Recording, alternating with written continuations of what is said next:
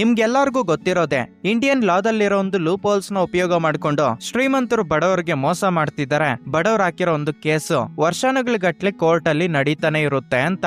ಅದೇ ತರ ಈ ಮೂವಿಯಲ್ಲೂ ಕೂಡ ದುಡ್ಡಿರೋರು ಬಡವರನ್ನ ಮೋಸ ಮಾಡ್ತಾರೆ. ಆ ಕೇಸು ಕೋರ್ಟ್ ಅಲ್ಲಿ ಯಾವ ತರ ನಡೀತು ಅನ್ನೋದನ್ನ ತುಂಬಾ ಡಿಫ್ರೆಂಟ್ ಆಗಿ ತೋರಿಸಿದ್ದಾರೆ. ರಿವೆಂಜ್ ಅನ್ನೋದು ಪ್ರತಿಯೊಬ್ರು ತಗೋಬಹುದು, ಪ್ರತಿಯೊಬ್ಬರಿಗೂ ಟೈಮ್ ಬರುತ್ತೆ ಅನ್ನೋದು ಈ ಮೂವಿ ಮುಖಾಂತರ ತಿಳ್ಕೊಂತೀರಾ. ಅಂದಂಗೆ ಮೂವಿ ಹೆಸರು ಸಿಸ್ಟಮ್ ಅಂತ 2026 ಅಲ್ಲಿ ರಿಲೀಸ್ ಆಗಿರೋದು. ಇದೊಂದು ಇಂಡಿಯನ್ ಮೂವಿ. ಇನ್ನ ಲೇಟ್ ಮಾಡ್ದಿರೋ ಮೂವಿ ಕಡೆ ಹೋಗೋದಕ್ಕೂ ಮೊದ್ಲು ನಮ್ ಕಡೆಯಿಂದ ಚಿಕ್ಕ ರಿಕ್ವೆಸ್ಟ್, ಇನ್ನ ಯಾರಾದ್ರೂ ಈ ಚಾನಲ್ ನ ಸಬ್ಸ್ಕ್ರೈಬ್ ಮಾಡ್ಕೊಂಡಿಲ್ಲ ಅಂದ್ರೆ please do subscribe. Movie opening scene ಅಲ್ಲೇ ಜೈಲಲ್ಲಿರೋ ರಾಮನಾಥ್ ಅನ್ನೋ ಒಬ್ಬ ವ್ಯಕ್ತಿನ ನೋಡಿಸ್ತಾರೆ. ಅವನು ಸ್ಯಾಮ್ ಅನ್ನೋ ಲಾಯರ್ ನ ಮೀಟ್ ಆಗಿ, ಸರ್ ನಿಜ ಹೇಳ್ತಾ ಇದ್ದೀನಿ, ನಾನು ಈ ತಪ್ಪು ಮಾಡೇ ಇಲ್ಲ, ಆದ್ರೂ ಕೂಡ ನನಗೆ ಶಿಕ್ಷೆ ಬಿದ್ದೈತೆ ಅಂತ ಬಾಧೆ ಪಡ್ತಿರ್ತಾನೆ. ಅದಕ್ಕೆ ಸ್ಯಾಮ್ ಇದ್ಕೊಂಡು, ನೀನೇನು ಥಿಂಕ್ ಮಾಡೋದಕ್ಕೆ ಹೋಗ್ಬೇಡ, ನಾವು ಹೈಕೋರ್ಟ್ ಗೆ ಹೋಗೋಣ ಅಂತ ಹೇಳಿದಾಗ, ಸರ್ ಹೈಕೋರ್ಟ್ ಗೆ ಹೋಗೋಷ್ಟು ದುಡ್ಡು ನನ್ನ ಹತ್ರ ಇಲ್ಲ ಅಂತ ಹೇಳಿ ಅವನು ಜೈಲೊಳಗಡೆಗೆ ಹೋದ್ಮೇಲೆ ಅವನೇ ಆತ್ಮಹತ್ಯೆ ಮಾಡ್ಕೊಂತಾನೆ. ಸೀನ್ ಅಲ್ಲಿಗೆ ಕಟ್ ಮಾಡಿ ಇವಾಗ ಪ್ರೆಸೆಂಟ್ ಅಲ್ಲಿ ಓಪನ್ ಆಗುತ್ತೆ. ನೇಹಾ ಅನ್ನೋ ಒಂದು ಹುಡುಗಿ ಲಾಯರ್ ಆಗಿ ಪ್ರಾಕ್ಟೀಸ್ ಮಾಡ್ತಿರ್ತಾಳೆ. ನಿಜ ಬೇಕು ಅಂದ್ರೆ ಇವಳು ಇಷ್ಟರವರೆಗೂ ಒಂದು ಕೇಸನ್ನು ಕೂಡ ಗೆದ್ದಿರೋದಿಲ್ಲ. ತುಂಬಾ ಕೇಸುಗಳು ಬರ್ಬೇಕು, ನಾನು ಒಂದಾದ್ರೂ ಗೆಲ್ಬೇಕು ಅಂತ ಹೇಳ್ಬಿಟ್ಟು ಈ ಹುಡುಗಿ ಪ್ರಯತ್ನ ಮಾಡ್ತಿರ್ತಾಳೆ. ಅದೇ ಕೋರ್ಟ್ ಅಲ್ಲಿ ಸಾರಿಕಾ ಅನ್ನೋ ಒಂದು ಹುಡುಗಿ ಸ್ಟೆನೋಗ್ರಾಫರ್ ಆಗಿ ವರ್ಕ್ ಮಾಡ್ತಿರ್ತಾಳೆ. ಅದೇ ದಿನ ಕೋರ್ಟ್ ಅಲ್ಲಿ ನೇಹಾ ಒಂದು ಕೇಸ್ ನ ಹ್ಯಾಂಡಲ್ ಮಾಡ್ತಿರ್ತಾಳೆ. ಜಗದೀಶ್ ಸಿಂಗ್ ಅನ್ನೋನು ಒಂದು ಹೋಟೆಲ್ ನ ನಡೆಸ್ತಿರ್ತಾನೆ. ಅದರಲ್ಲಿ ರಾತಿ ಅನ್ನೊಬ್ಬ ಪೊಲೀಸ್ ಆಫೀಸರ್ ಗೆ ಡ್ರಗ್ಸ್ ಸಿಕ್ಕಿರೋದ್ರಿಂದ ಈ ಕೇಸು ಕೋರ್ಟ್ ಗೆ ಬಂದಿರುತ್ತೆ. ನೇಹಾನು ಕೂಡ ಜಗದೀಶ್ ಸಿಂಗ್ ಹೋಟೆಲ್ ಅಲ್ಲಿ ಡ್ರಗ್ಸ್ ಸಿಕ್ಕಿದಾವೆ, ಅವನೇ ಈ ತಪ್ಪು ಮಾಡಿರೋದು ಅಂತ ಹೇಳ್ಬಿಟ್ಟು ವಾದ ಮಾಡ್ತಿರ್ತಾಳೆ. ಅದಕ್ಕೆ opposite lawyer, Jagadish Singh hotel ಅಲ್ಲಿ ಡ್ರಗ್ಸ್ ಸಿಕ್ಕಿರೋದು ಕರೆಕ್ಟ್, ಆದ್ರೆ ಜಗದೀಶ್ ಸಿಂಗ್ ಆ ಡ್ರಗ್ಸ್ ನ ಎತ್ಕೊಂಡ್ ಬಂದಿಲ್ಲ. ಆ ಹೋಟೆಲ್ ಗೆ ತುಂಬಾ ಜನರು ಬರ್ತಿರ್ತಾರೆ. ಅದರಲ್ಲಿ ಸಿಸಿ ಕ್ಯಾಮ್ರಾನು ಕೂಡ ವರ್ಕ್ ಆಗದೆ ಇರೋದ್ರಿಂದ ಆ ಡ್ರಗ್ಸ್ ನ ಒಳಗಡೆಗೆ ಯಾರು ಎತ್ಕೊಂಡ್ ಬಂದಿದ್ದಾರೆ ಅಂತ ಯಾರಿಗೂ ಕೂಡ ಗೊತ್ತಿಲ್ಲ. ಪ್ಲಸ್ ಇಲ್ಲಿ ಪಾಯಿಂಟ್ ಏನಪ್ಪಾ ಅಂದ್ರೆ ಆ ಡ್ರಗ್ಸ್ ಮೇಲೆ ಜಗದೀಶ್ ಸಿಂಗ್ ಗೆ ಸಂಬಂಧಪಟ್ಟಿರೋ ಫಿಂಗರ್ ಪ್ರಿಂಟ್ಸ್ ಇಲ್ಲ. ಇದನ್ನ ಯಾವ ತರ ಪ್ರೂವ್ ಮಾಡ್ತೀರಾ? ಜಗದೀಶ್ ಸಿಂಗ್ ಈ ಡ್ರಗ್ಸ್ ನ ಯೂಸ್ ಮಾಡಿದ್ದಾನೆ, ತಗೊಂಡ್ ಬಂದಿದ್ದಾನೆ ಅಂತ ಹೇಳ್ಬಿಟ್ಟು ಆಪೋಸಿಟ್ ಲಾಯರು ಮಾತಾಡ್ತಾನೆ. ಅವನು ಮಾತಾಡಿರೋ ಮಾತುಗಳು ಕೇಳಿ ಕೋರ್ಟ್ ಅಲ್ಲಿ ಇರೋರಿಗೆ ಎಲ್ಲಾರ್ಗು ಅರ್ಥ ಆಗೋಗ್ಬಿಡುತ್ತೆ, ನೇಹಾ ಮತ್ತೆ ಈ ಕೇಸ್ ನ ಸೋತೋಗ್ಬಿಡ್ತಿದ್ದಾಳೆ ಅಂತ. ಜಡ್ಜಿ ಈ ಕೇಸ್ ನ ನೆಕ್ಸ್ಟ್ ಒಂದು ಡೇಟ್ ಗೆ ಅನೌನ್ಸ್ಮೆಂಟ್ ಮಾಡ್ತಾನೆ. ಆಚೆಗಡೆ ಬಂದಿದ್ದೆ ನಮ್ಗೆ ಗೊತ್ತಾಗುತ್ತೆ. ಆಕ್ಚುಲಿ ಹೇಳ್ಬೇಕಂದ್ರೆ ನೇಹಾ ಹತ್ರ ಒಂದು ಕೇಸನ್ನು ಕೂಡ ಇರೋದಿಲ್ಲ. ಅಲಹಾಬಾದ್ ಅನ್ನೋ ಒಬ್ಬ ಲಾಯರ್ ಕೆಳಗಡೆ ಜೂನಿಯರ್ ಲಾಯರ್ ಆಗಿ ವರ್ಕ್ ಮಾಡ್ತಿರೋದ್ರಿಂದ ಇವನೇ ನೇಹಾಗೆ ಈ ಕೇಸ್ ನ ಕೊಟ್ಟಿರ್ತಾನೆ. ಇವಾಗ ಈ ಕೇಸನ್ನು ಕೂಡ ಸೋತೋಗ್ಬಿಡ್ತಿದ್ದಾಳೆ ಅಂತ ಅರ್ಥ ಮಾಡ್ಕೊಂಡು ಈ ಕೇಸ್ ನ ನೆಕ್ಸ್ಟ್ ಇಯರಿಂಗ್ ಅಲ್ಲಿ ನಾನೇ ವಾದ ಮಾಡ್ತೀನಿ ಅಂತ ಕೇಳೋದ್ರಿಂದ, ಸರ್ ಪ್ಲೀಸ್ ಸರ್ ನನಗೊಂದು ಚಾನ್ಸ್ ಕೊಡಿ, ನಿಮ್ ನಂಬಿಕೆನ ನಾನು ಕಳ್ಕೊಳ್ಳೋದಿಲ್ಲ, ಈ ಟೈಮ್ ಗ್ಯಾರಂಟಿ ನಾನು ಈ ಕೇಸ್ ನ ವಿನ್ ಮಾಡಿಸ್ತೀನಿ ಅಂತ ಹೇಳ್ಬಿಟ್ಟು ಆ ಲಾಯರ್ ಹತ್ರ ಕೇಳ್ಕೊಂತಾಳೆ. ಕಟ್ ಮಾಡೋದ್ರೆ ಅದೇ ಕೋರ್ಟ್ ಹತ್ರ ರಾಜ್ವಾಶ್ ಅನ್ನೋ ಒಬ್ಬ ಲಾಯರ್ ನ ನೋಡಿಸ್ತಾರೆ. ಆಕ್ಚುಲಿ ಹೇಳ್ಬೇಕಂದ್ರೆ ಇವನೊಬ್ಬ ಸೀನಿಯರ್ ಲಾಯರ್. ಇವನು ಹಿಡ್ಕೊಂಡಿರೋ ಪ್ರತಿಯೊಂದು ಕೇಸನ್ನು ಕೂಡ ವಿನ್ ಆಗಿರ್ತಾನೆ. ಇವನು ಬೇರೆ ಯಾರು ಅಲ್ಲ, ನೇಹಾ ಅನ್ನೋ ಒಂದು ಹುಡುಗಿ ಜೂನಿಯರ್ ಲಾಯರ್ ಆಗಿ ಪ್ರಾಕ್ಟೀಸ್ ಮಾಡ್ತಿರ್ತಾಳೆ ಅಲ್ವಾ, ಅವ್ರ ಅಪ್ಪನೇ ಈ ರಾಜ್ವಾಶ್ ಆಗಿರ್ತಾನೆ. ಇವನೊಂದು ಫರ್ಮ್ ನ ಸ್ಟಾರ್ಟ್ ಮಾಡಿ ಅದರಲ್ಲಿ ತುಂಬಾ ಲಾಯರ್ಸ್ ನ ಜಾಯಿನ್ ಮಾಡಿಸ್ಕೊಂಡೇ ಇರ್ತಾನೆ. ಫರ್ಮ್ ನ ಸ್ಟಾರ್ಟ್ ಮಾಡಿ 25 ಇಯರ್ಸ್ ಆಗಿರೋದ್ರಿಂದ ಅವತ್ತು ರಾತ್ರಿ ನೆಕ್ಸ್ಟ್ ಲೆವೆಲ್ ಅಲ್ಲಿ ಪಾರ್ಟಿನ ಹಿಡ್ಕೊಂಡು ಎಲ್ಲರೂ ಎಂಜಾಯ್ ಮಾಡ್ತಿರ್ತಾರೆ. ಆ ಪಾರ್ಟಿಗೆ ಇವನು ಯಾವ್ಯಾವ ಕೇಸ್ ನ ಹ್ಯಾಂಡಲ್ ಮಾಡಿರ್ತಾನೋ ಅದಕ್ಕೆ ಸಂಬಂಧಪಟ್ಟಿರೋ ಎಲ್ಲಾ ವ್ಯಕ್ತಿಗಳು, ಇವನ ವೆಲ್ ವಿಶರ್ಸ್, ಫ್ಯಾಮಿಲಿ ಮೆಂಬರ್ಸ್ ಎಲ್ಲಾರು ಕೂಡ ಅಟೆಂಡ್ ಆಗಿರ್ತಾರೆ. ಅದರಲ್ಲಿ ವಿಕ್ರಮ್ ಅನ್ನೋನು ತುಂಬಾ ಕುಡಿದ್ಬಿಟ್ಟು ಎಂಜಾಯ್ ಮಾಡ್ತಿರ್ತಾನೆ. ಅದೇ ಟೈಮ್ಗೆ ನೇಹಾನು ಕೂಡ ಅಲ್ಲಿಗೆ ಬರೋದ್ರಿಂದ ರಾಜ್ವಾಶ್ ಅಲ್ಲಿಗೆ ಬಂದು, ಏನಮ್ಮ ಇವತ್ತು ಕೋರ್ಟ್ ಅಲ್ಲಿ ಕೇಸು ಸೋತೋಗೋ ಸ್ಟೇಜ್ ಅಲ್ಲಿ ಐತಂತೆ, ನೀನೇನು ಭಯ ಪಡೋದಕ್ಕೆ ಹೋಗ್ಬೇಡ, ನೀನು ನನ್ನ ಫಾರ್ಮ್ ಅಲ್ಲಿ ಜಾಯಿನ್ ಆಗ್ಬೇಕು ಅಂದ್ರೆ ಕಂಟಿನ್ಯೂಸ್ ಆಗಿ ಒಂದು 10 ಕೇಸಸ್ ನ ವಿನ್ ಆಗು, ಆವಾಗ ನೀನು ಕೂಡ ನನ್ನ ಫಾರ್ಮ್ ಅಲ್ಲಿ ಒಬ್ಬ ಮೆಂಬರ್ ಆಗಿರ್ಬೋದು ಅಂತ ಹೇಳ್ತಾನೆ. ಇವಾಗ ನಮ್ಗೆ ಗೊತ್ತಾಗುತ್ತೆ ಅದು ಮಗಳಾಗಿದ್ರು ಕೂಡ ಫರ್ಮ್ ಅಲ್ಲಿ ಜಾಯಿನ್ ಆಗ್ಬೇಕು ಅಂದ್ರೆ 10 ಕೇಸಸ್ ಕಂಟಿನ್ಯೂಸ್ ಆಗಿ ವಿನ್ ಆಗ್ಲೇಬೇಕು ಅಂತ ಅವರಪ್ಪ ಕಂಡೀಷನ್ ಇಟ್ಟಿರ್ತಾನೆ ಅಂತ. ಮತ್ತೊಂದು ಕಡೆ ಸಾರಿಕಾ ಕೋರ್ಟ್ ಅಲ್ಲಿ ಸ್ಟೆನೋಗ್ರಾಫರ್ ಆಗಿ ವರ್ಕ್ ಮಾಡ್ಕೊಂಡೆ ಸೂರ್ಯ ನಿವಾಸ್ ಅನ್ನೋ ಒಂದು ಬಿಲ್ಡಿಂಗ್ ಅಲ್ಲಿ ನಿಯಾನ್ ಅನ್ನೋನ್ಗೆ ಟ್ಯೂಷನ್ ಹೇಳ್ಕೊಟ್ಟು ಮನೆಗೆ ರಿಟರ್ನ್ ಬರ್ತಾಳೆ. ಇವಳ ಗಂಡನ್ಗೆ ಆಕ್ಸಿಡೆಂಟ್ ಆಗಿ ಚೇರ್ಗೆ ಸೀಮಿತ ಆಗೋಗ್ಬಿಟ್ಟಿರ್ತಾನೆ. ಇವಳಿಗೆ ಒಂದು ಮಗಳು ಇರ್ತಾಳೆ, ಅವಳ ಹೆಸರು ಕುಸುಮ ಅಂತ. ಅವಳು ತುಂಬಾ ಚೆನ್ನಾಗಿ ಓದ್ತಾ ಇರ್ತಾಳೆ, ಸ್ಕೂಲ್ ಅಲ್ಲಿ ಬೆಸ್ಟ್ ಸ್ಟೂಡೆಂಟ್ ಅಂತ ಹೇಳ್ಕೋಬಹುದು. ಮತ್ತೊಂದು ಕಡೆ ಪಾರ್ಟಿ ನಡೀತಾ ಇರುತ್ತಲ್ವಾ, ಅದರಲ್ಲಿ ವಿಕ್ರಮ್ ಅನ್ನೋನು ಕುಡ್ದಿರೋ ಒಂದು ಗ್ಲಾಸ್ ನ ಯಾರೋ ತುಂಬಾ ಸೀಕ್ರೆಸಿ ಹಾಕಿ ಅವನು ಫಿಂಗರ್ ಪ್ರಿಂಟ್ಸ್ ಹೋಗ್ದಿರೋ ಹಾಗೆ ಒಂದು ಕವರ್ ಗೆ ಹಾಕೊಂಡು ಪ್ಯಾಕ್ ಮಾಡ್ದಂಗೆ ನೋಡಿಸ್ತಾರೆ. Next day morning Neha court ಹತ್ರಕ್ಕೆ ಕಾರಲ್ಲಿ ಬರ್ತಿರುವಾಗ ರೋಡ್ ಅಲ್ಲಿ ಸಾರಿಕಾ ಕಾಣಿಸ್ಕೊಂತಾಳೆ. ನಾನು ಕೂಡ ಕೋರ್ಟ್ ಹತ್ರನೇ ಹೋಗ್ತಾ ಇದ್ದೀನಿ, ಬಾ ನಾನ್ ಡ್ರಾಪ್ ಮಾಡ್ತೀನಿ ಅಂತ ಹೇಳೋದ್ರಿಂದ ಸಾರಿಕಾ ಕಾರಲ್ಲಿ ಕುತ್ಕೊಂತಾಳೆ. ಇವಾಗ ನಿನ್ನ ಪ್ರಾಕ್ಟೀಸ್ ಯಾವ ತರ ಐತೆ ಅಂತ ಕೇಳಿದ್ದಕ್ಕೆ ಫಸ್ಟ್ ಟೈಮ್ ಅಲ್ವಾ ನನಗೆ ಸ್ವಲ್ಪ ಭಯ ಆಗ್ತೈತೆ ಅಂತ ನೇಹ ಅಂತಾಳೆ. ಆಕ್ಚುಲಿ ಹೇಳ್ಬೇಕಂದ್ರೆ ನೀನು ಹೋಟೆಲ್ ಅಲ್ಲಿ ಡ್ರಗ್ಸ್ ಸಿಕ್ಕಿದಾವೆ ಅಂತ ಹೇಳ್ಬಿಟ್ಟು ಆ ಪಾಯಿಂಟ್ ನ ಮಾತ್ರನೇ ನೀನು ಎತ್ತಿಡ್ತಾ ಇದೀಯಾ. ಆದ್ರೆ ಆ ಹೋಟೆಲ್ ಅಲ್ಲಿ ಸಿಸಿ ಕ್ಯಾಮ್ರಾ ವರ್ಕ್ ಮಾಡ್ತಿಲ್ಲ, ಅದಕ್ಕೆ ರೀಸನ್ ಏನು ಅಂತ ಹೇಳ್ಬಿಟ್ಟು ಅವನೇ ಒಪ್ಕೊಂಡಿದ್ದಾನೆ. ಅದ್ರ ಬಗ್ಗೆ ಈ ಆಂಗಲ್ ಅಲ್ಲಿ ನೀನು ಯೋಚನೆ ಮಾಡ್ಬೋದಲ್ಲ ಅಂತ ಹೇಳ್ಬಿಟ್ಟು ಸಾರಿಕಾ ಅಲ್ಲಿಂದ ಹೋಗ್ತಾಳೆ. ಇವಳು ಕೊಟ್ಟಿರೋ ಒಂದು ಪಾಯಿಂಟ್ ಮೇಲೆನೆ ನೇಹ ಸ್ವಲ್ಪ ರಿಸರ್ಚ್ ಎಲ್ಲ ಮಾಡಿದ್ದಾದ್ಮೇಲೆ ಕೋರ್ಟ್ ಅಲ್ಲಿ ಕೇಸ್ ನ ವಾದ ಮಾಡೋದಕ್ಕೆ ಬರ್ತಾಳೆ. ಸರ್ ಆಕ್ಚುಲಿ ಹೇಳ್ಬೇಕಂದ್ರೆ ನೀವೇ ಕೇಳಿದ್ದೀರಾ ಸಿಸಿ ಕ್ಯಾಮ್ರಾ ಯಾಕೆ ವರ್ಕ್ ಮಾಡ್ತಿಲ್ಲ ಅಂದ್ರೆ ಅದಕ್ಕೆ ಜಗದೀಶ್ ಸಿಂಗ್ ನಾನು ವರ್ಕ್ ಅಲ್ಲಿ ಬಿಸಿ ಆಗೋಗ್ಬಿಟ್ಟಿರೋದ್ರಿಂದ ಮರ್ತೋಗ್ಬಿಟ್ಟಿದೀನಿ, ಅದನ್ನ ರೆಡಿ ಮಾಡಿಸೋದಕ್ಕೆ ಆಗ್ಲಿಲ್ಲ ಅಂತ ಹೇಳ್ಬಿಟ್ಟು ನಿಮ್ ಮುಂದೆನೆ ಒಪ್ಕೊಂಡಿದ್ದಾನೆ. ಆಕ್ಚುಲಿ ಹೇಳ್ಬೇಕಂದ್ರೆ 2006 ಫುಡ್ ಸೇಫ್ಟಿ ಪ್ರಕಾರ ನೋಡ್ಕೊಂಡ್ರೆ ಯಾವ್ದಾದ್ರು ಒಂದು ಹೋಟೆಲ್ ಅಲ್ಲಿ ಸಿಸಿ ಕ್ಯಾಮ್ರಾ ವರ್ಕ್ ಮಾಡ್ತಿಲ್ಲ ಅಂದ್ರೆ ಅದನ್ನ ರೆಡಿ ಮಾಡಿಸ್ಬೇಕಾಗಿರೋ ಒಂದು ಕೆಲಸ ಬಂದ್ಬಿಟ್ಟು ಓನರ್ದೇ ಆಗಿರುತ್ತೆ. ಅವ್ರು ವರ್ಕ್ ಅಲ್ಲಿ ಬಿಸಿನೇ ಆಗಿರ್ಬೋದು, ಇಲ್ಲ ಅಂದ್ರೆ ಅವ್ರಿಗೆ ಬೇರೆ ಕೆಲಸಗಳು ಇದ್ದಿರ್ಬೋದು. ಆದ್ರೆ 2016 ಆಕ್ಟ್ ಪ್ರಕಾರ ನೋಡ್ಕೊಂಡ್ರೆ ಸಿಸಿ ಕ್ಯಾಮ್ರಾ ರೆಡಿ ಮಾಡಿಸ್ತಾ ಇರೋದು ಓನರ್ ತಪ್ಪೇ ಆಗಿರೋದ್ರಿಂದ ಹೋಟೆಲ್ ಅಲ್ಲಿ ನಡೀತಾ ಇರೋ ಎಲ್ಲ ತಪ್ಪುಗಳು ಓನರ್ದೇ ಅಂತ ಈ ಲಾ ಹೇಳುತ್ತೆ ಅಂತ ಹೇಳೋದ್ರಿಂದ ಅದಕ್ಕೆ ಜಡ್ಜನು ಕೂಡ ಒಪ್ಕೊಂಡು ನೀನು ಸಿಸಿ ಕ್ಯಾಮ್ರಾನ ವರ್ಕ್ ಮಾಡ್ಸಿಲ್ಲ ಅಂದ್ರೆ ನೀನು ಬೇಕಾಗಿನೇ ಡ್ರಗ್ಸ್ ಸಪ್ಲೈ ಮಾಡ್ಬೇಕು ಅಂತ ಹೇಳ್ಬಿಟ್ಟು ಸಿಸಿ ಕ್ಯಾಮ್ರಾನ ರೆಕಾರ್ಡ್ ಮಾಡ್ಸಿಲ್ಲ, ಇದರಿಂದ ನೀನೇ ಈ ತಪ್ಪು ಮಾಡಿದ್ಯಾ ಅಂತ ಹೇಳ್ಬಿಟ್ಟು ಈ ಕೋರ್ಟ್ ನಂಬುತ್ತಾ ಐತೆ. ನಿನಗೆ 10 years ಜೈಲ್ ಶಿಕ್ಷೆ ಬೀಳ್ತೈತೆ ಅಂತ ಹೇಳ್ಬಿಟ್ಟು ಅವನಿಗೆ ಶಿಕ್ಷೆನೂ ಕೂಡ ಬೀಳುತ್ತೆ. ಅಂಡ್ ಇಲ್ಲಿ ನೇಹ ಫಸ್ಟ್ ಟೈಮ್ ಒಂದು ಕೇಸ್ ನ ಗೆದ್ದಿರ್ತಾಳೆ. ಇದೇ ಖುಷಿಯಲ್ಲಿ ಸಾರಿಕಾ ಹತ್ರಕ್ಕೆ ಹೋಗ್ಬಿಟ್ಟು ನಿನ್ನೆ ನನಗೆ ಹೇಳಿರೋ ಒಂದು ಪಾಯಿಂಟ್ ಇಂದಾನೆ ಈ ಕೇಸ್ ನ ನಾನು ಗೆದ್ದಿದ್ದೀನಿ, ನನಗೆ ನೀನು ಪ್ರತಿಯೊಂದು ಕೇಸಲ್ಲೂ ಹೆಲ್ಪ್ ಮಾಡ್ತೀಯಾ? ಆಕ್ಚುಲಿ ಹೇಳ್ಬೇಕಂದ್ರೆ ನಾನು ಇವಾಗ ಪ್ರಮೋದ್ ಮಿಶ್ರಾ ಅನ್ನೋ ಒಂದು ಕೇಸ್ ನ ಎತ್ಕೊಂಡಿದೀನಿ, ಅದೊಂದು ಮೈನರ್ ಕೇಸ್ ಆಗಿರುತ್ತೆ. ಇದ್ರ ಬಗ್ಗೆ ಈ ಕೇಸಲ್ಲಿ ನನಗೆ ನೀನು ಹೆಲ್ಪ್ ಮಾಡಿದ್ರೆ ನಾನ್ ನಿನಗೆ ಪ್ರತಿ ಕೇಸ್ಗೂ 10,000 ಕೊಡ್ತೀನಿ ಅಂತ ಹೇಳ್ತಾಳೆ. ಅದಕ್ಕೆ ಸಾರಿಕಾ ಇದ್ಕೊಂಡು ನೀನು ನ್ಯಾಯಕ್ಕೋಸ್ಕರ ಹೋರಾಟ ಮಾಡ್ತಾ ಇದೀಯಾ ಇಲ್ಲ ಕೇಸ್ ಗೆಲ್ಲೋದಕ್ಕೆ ಹೋರಾಟ ಮಾಡ್ತಾ ಇದೀಯಾ ಅಂತ ಕೇಳ್ತಾಳೆ. ಅದಕ್ಕೆ ನೇಹ ಈಸಿಯಾಗಿ ನಾನು ಕೇಸ್ ನ ಗೆಲ್ಬೇಕು, ಇಲ್ಲಿ ಗೆಲ್ಲೋದೇ ಮುಖ್ಯ ಅಂತ ಹೇಳ್ಬಿಟ್ಟು ಹೇಳೋದ್ರಿಂದ ಸರಿ ನಾನು ಪ್ರತಿಯೊಂದು ಕೇಸಲ್ಲೂ ನಿನಗೆ ಹೆಲ್ಪ್ ಮಾಡ್ತೀನಿ, ಆದ್ರೆ ನನಗೆ ಪ್ರತಿ ಕೇಸ್ಗೂ 20,000 ಬೇಕಾಗಿರುತ್ತೆ ಅಂತ ಹೇಳ್ಬಿಟ್ಟು ಸಾರಿಕಾ ಒಪ್ಕೊಂತಾಳೆ. ಯಾಕಂದ್ರೆ ಅವಳಿಗೆ ಬರ್ತಿರೋ ಒಂದು ಸ್ಯಾಲ್ರಿ ಮನೆಯಲ್ಲಿರೋ ಒಂದು ಫೈನಾನ್ಷಿಯಲ್ ಸಿಚುವೇಶನ್ ಗೆ ಅಡ್ಜಸ್ಟ್ ಆಗ್ತಿರೋದಿಲ್ಲ. ಇವಾಗ ಎಕ್ಸ್ಟ್ರಾ 20,000 ನಾನು ಇದರಿಂದ ಅರ್ನ್ ಮಾಡ್ಕೊಂಡ್ರೆ ನನ್ನ ಮಗಳಿಗೆ ಬೇಕಾಗಿರೋ ಒಂದು ಎಜುಕೇಶನ್ ನಡೆಸ್ಕೋಬಹುದು. ಆದ್ರೆ ನಂದೊಂದು ಕಂಡೀಷನ್, ಅದೇನಪ್ಪಾ ಅಂದ್ರೆ ನಾನು ಕೋರ್ಟ್ ಕೆಲಸ ಮುಗಿಸ್ಕೊಂಡು ಈವ್ನಿಂಗ್ 7 o'clock ವರ್ಗುನು ನಾನ್ ನಿನಗೆ ಬೇಕಾಗಿರೋ ಕೇಸ್ಗಳ ಬಗ್ಗೆ ಹೆಲ್ಪ್ ಮಾಡ್ತೀನಿ. 7 o'clock ಮೇಲೆ ನಾನ್ ನಿನ್ ಜೊತೆ ಇರೋದಕ್ಕೆ ಆಗೋದಿಲ್ಲ, ಯಾಕಂದ್ರೆ ನನ್ಗೊಂದು ಫ್ಯಾಮಿಲಿ ಐತೆ, ನನ್ ಫ್ಯಾಮಿಲಿ ಜೊತೆ ಟೈಮ್ ಸ್ಪೆಂಡ್ ಮಾಡ್ಬೇಕು ಅಂತ ಸಾರಿಕಾ ಅಂತಾಳೆ. ಈ ಕೇಸುಗಳ ಮುಖಾಂತರ ಇವರಿಬ್ಬರ ಫ್ರೆಂಡ್ಶಿಪ್ ಅನ್ನೋದು ತುಂಬಾನೇ ಬೆಳೆಯುತ್ತೆ. ನೇಹ ಡೈರೆಕ್ಟ್ ಆಗಿ ಇವರ ಮನೆಗೂ ಕೂಡ ಬರ್ತಾಳೆ. ಆವಾಗ ಸಾರಿಕಾ ಹಸ್ಬೆಂಡ್ ಚೇರ್ ಅಲ್ಲಿ ಕುತ್ಕೊಂಡಿರೋದನ್ನ ನೋಡಿ ನಿಮ್ಮ ಹಸ್ಬೆಂಡ್ ಗೆ ಈ ತರ ಆಗೋದಕ್ಕೆ ರೀಸನ್ ಏನು ಅಂತ ಕೇಳ್ತಾಳೆ. ಆಕ್ಚುಲಿ ಹೇಳ್ಬೇಕಂದ್ರೆ ನನ್ನ ಹಸ್ಬೆಂಡ್ ಗೆ ಸ್ವಲ್ಪ ವರ್ಷಗಳ ಹಿಂದೆ ಒಂದು ಆಕ್ಸಿಡೆಂಟ್ ಆಗಿತ್ತು, ಆ ಆಕ್ಸಿಡೆಂಟ್ ಇಂದ ಈ ತರ ಆಗೋಗ್ಬಿಟ್ಟಿರೋದು ಅಂತ ಹೇಳ್ತಾಳೆ. ಬಟ್ ಆ ಆಕ್ಸಿಡೆಂಟ್ ಯಾವ ತರ ನಡೀತು ಎಂತಕ್ಕೆ ನಡೀತು ಅಂತ ರಿವೀಲ್ ಮಾಡೋದಿಲ್ಲ, ಇದು ಮುಂದೆ ಹೋಗ್ತಾ ಹೋಗ್ತಾ ಗೊತ್ತಾಗುತ್ತೆ. ನೇಹ ಇವಾಗ ಮೈನರ್ ಹುಡುಗಿ ಕೇಸ್ ನ ಹ್ಯಾಂಡಲ್ ಮಾಡ್ತಿದ್ದಾಳೆ ಅಲ್ವಾ, ಇದ್ರ ಬಗ್ಗೆ ಇಬ್ರು ಡಿಸ್ಕಸ್ ಮಾಡ್ಕೊಂಡು ಇವಾಗ ಆ ಹುಡುಗಿ ಮೇಜರ್ ಅಂತ ಪ್ರೂವ್ ಮಾಡಿದ್ದಾರೆ, ನಾವು ಮೈನರ್ ಹುಡುಗಿ ಅಂತ ಪ್ರೂವ್ ಮಾಡಿದ್ರೆ ಸಾಕು, ಈ ಕೇಸು ನೀನೇ ವಿನ್ ಆಗ್ತೀಯ ಅಂತ ಹೇಳ್ಬಿಟ್ಟು ಸಾರಿಕಾ ಅಡ್ವೈಸ್ ಕೊಡ್ತಾಳೆ. ಅಂಡ್ ಅವತ್ತು ರಾತ್ರಿ ನೇಹಾಗೆ ಒಂದು ವಿಡಿಯೋ ಬರುತ್ತೆ, ಅದನ್ನ ನೋಡಿ ಈ ಹುಡುಗಿ ಫುಲ್ ಶಾಕ್ ಆಗೋಗ್ಬಿಡ್ತಾಳೆ. ನೆಕ್ಸ್ಟ್ ಡೇ ಮಾರ್ನಿಂಗ್ ಕೋರ್ಟ್ ಅಲ್ಲಿ ವಾದ ಮಾಡ್ತಿರುವಾಗ ಆಪೋಸಿಟ್ ಲಾಯರ್ ಬಂದ್ಬಿಟ್ಟು ಸರ್ ಆಕ್ಚುಲಿ ಹೇಳ್ಬೇಕಂದ್ರೆ ನನ್ ಕ್ಲೈಂಟ್ ಯಾವ ಮೈನರ್ ಹುಡುಗಿ ಜೊತೆನೂ ಇಂಟಿಮೇಟ್ ಆಗಿಲ್ಲ, ಇಂಟಿಮೇಟ್ ಆಗಿರೋ ಹುಡುಗಿ ಬಂದ್ಬಿಟ್ಟು ಮೇಜರ್, ಅದನ್ನು ಕೂಡ ಆ ಹುಡುಗಿಗೆ ಇಷ್ಟವಾಗಿನೇ ಇಂಟಿಮೇಟ್ ಆಗಿದ್ದಾರೆ, ಯಾಕಂದ್ರೆ ಇಬ್ರು ಮೇಜರ್ಗಳು ರೂಮ್ ಅಲ್ಲಿ ಏನಾದ್ರೂ ಆಟಗಳು ಆಡ್ಕೋಬಹುದು, ಅದು ಅವ್ರ ಇಷ್ಟ ಅಂತ ಜಡ್ಜ್ ಹತ್ರ ಅಂತಾನೆ. ಆವಾಗ ನೇಹ ಅಲ್ಲಿಗೆ ಬಂದ್ಬಿಟ್ಟು ಇವ್ರೇ ಹೇಳ್ತಿರೋ ಹಾಗೆ ಆ ಹುಡುಗಿಗೆ 18 ವರ್ಷ ಇನ್ನ ತುಂಬಿಲ್ಲ, ಅದನ್ನ ಪ್ರೂವ್ ಮಾಡೋದಕ್ಕೆ ನನ್ನ ಹತ್ರ ಎವಿಡೆನ್ಸ್ ಐತೆ ಅಂತ ಹೇಳ್ಬಿಟ್ಟು ಆ ಹುಡುಗಿ ಕೈಗೆ ಸಂಬಂಧಪಟ್ಟಿರೋ ಎಕ್ಸ್ರೇ ಎತ್ಕೊಂಡ್ ಬಂದು ಒಬ್ಬ ಡಾಕ್ಟರ್ ಹತ್ರ ಕೇಳ್ತಾಳೆ, ಸರ್ ಒಂದು ಎಕ್ಸ್ರೇನ ನೋಡ್ಕೊಂಡು ನೀವು ಆ ಹುಡುಗಿಗೆ ಎಷ್ಟು ವರ್ಷ ಆಗೈತೆ ಅಂತ ಹೇಳೋದಕ್ಕೆ ಆಗುತ್ತಾ ಅಂತ. ಅದಕ್ಕೆ ಆ ಡಾಕ್ಟರ್ ಖಂಡಿತ ಎಕ್ಸ್ರೇನ ನೋಡ್ಕೊಂಡು ಅವ್ರಿಗೆ 18 ವರ್ಷ ಆಗೈತೆ ಇಲ್ವ ಅಂತ ಹೇಳ್ಬೋದು, ಯಾಕಪ್ಪ ಅಂದ್ರೆ ಅವರ ಬೋನ್ ಗ್ರೋತ್ ಅನ್ನೋದು 18 ವರ್ಷ ಆದ್ಮೇಲೆ ನಿಂತೋಗ್ಬಿಡುತ್ತೆ, ಇದಿನ್ನ ಬೆಳೆಯೋ ಸ್ಟೇಜ್ ಅಲ್ಲಿ ಇರೋದ್ರಿಂದ ಖಂಡಿತ ಹೇಳ್ತೀನಿ ಆ ಹುಡುಗಿಗೆ 16 ವರ್ಷ ಅಂತ ಹೇಳ್ತಾನೆ. ಆವಾಗ ಆಪೋಸಿಟ್ ಲಾಯರ್ ಬಂದ್ಬಿಟ್ಟು ಪ್ರತಿಯೊಬ್ಬರಿಗೂ ಬೋನ್ ಗ್ರೋತ್ ಅನ್ನೋದು ಕರೆಕ್ಟ್ ಆಗಿ ನಡೆಯೋದಿಲ್ವಲ್ಲ, ಇಫ್ ಇನ್ ಕೇಸ್ ಯಾರಿಗಾದ್ರೂ ಬೋನ್ ಗ್ರೋತ್ 18 ವರ್ಷ ಆಗಿದ್ರು ಕೂಡ ಗ್ರೋತ್ ಆಗೋ ಚಾನ್ಸಸ್ ಆಯ್ತಾ ಅಂತ ಕೇಳ್ತಾನೆ. ಅದಕ್ಕೆ ಡಾಕ್ಟರ್ ಖಂಡಿತ ಇರುತ್ತೆ ಬಟ್ ಚಾನ್ಸಸ್ ಕಮ್ಮಿ ಅಂತ ಹೇಳ್ತಾನೆ. ಚಾನ್ಸಸ್ ಕಮ್ಮಿನೋ ಜಾಸ್ತಿನೋ ನನಗೆ ಬೇಕಾಗಿಲ್ಲ, ಇವಾಗ 18 18 ವರ್ಷ ಆಗಿದ್ರು ಕೂಡ ಬೋನ್ ಗ್ರೋತ್ ಅನ್ನೋದು ನಡೆಯುತ್ತೆ ತಾನೆ ಸ್ವಲ್ಪ ಜನಕ್ಕೆ.